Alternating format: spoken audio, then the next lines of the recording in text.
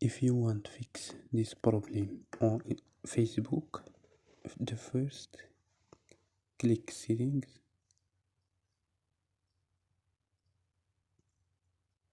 and click apps and notifications. Click apps, search Facebook or Lite, Facebook Lite.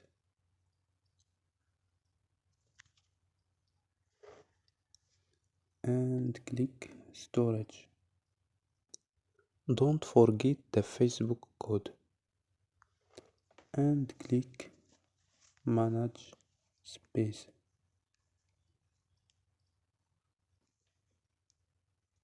After click OK or click delete data. So don't forget like and subscribe. Bye.